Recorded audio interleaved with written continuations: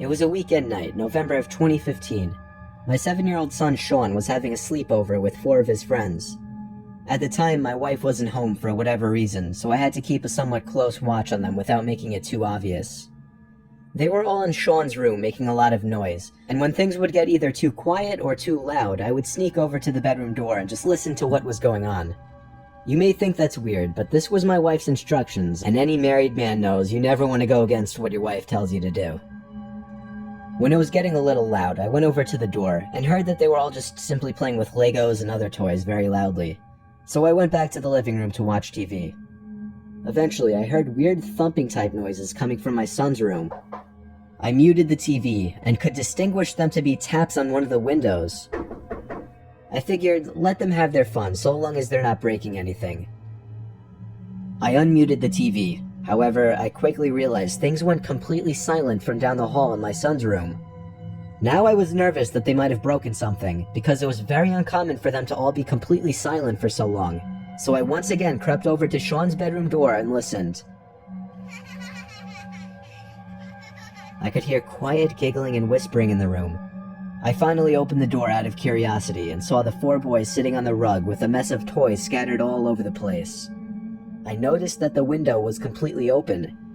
I told Sean to keep it shut, and to also keep the noise down a little bit before shutting the door. I made a stop into the bathroom before planning to go back to the living room. However, when I was in the bathroom, I noticed through the corner of my eye a black shadow passing the window outside. I ran back to my son's room and told the 4 boys not to go outside. Then, that's when it hit me. There were only 4 boys in the room as opposed to 5. Sean's friend Tom was missing. In a panic, I yelled at Sean to tell me where he was, and they all pointed to the open window. Sean said that he left with the pirate to go find the treasure. In that moment, I felt a mixture of feelings in my stomach, but mostly like it was about to explode.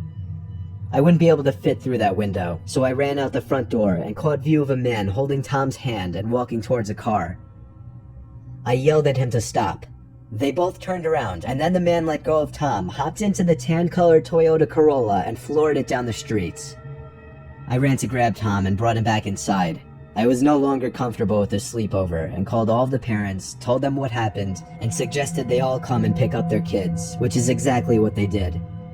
I received a bit of criticism from Tom's parents at first, but they ultimately thanked me, and their son is still good friends with my son.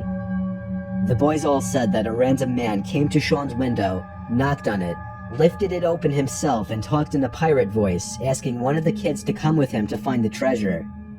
The fact that this happened in the assumed safety of my own house, and that it actually worked, is what disturbs me the most.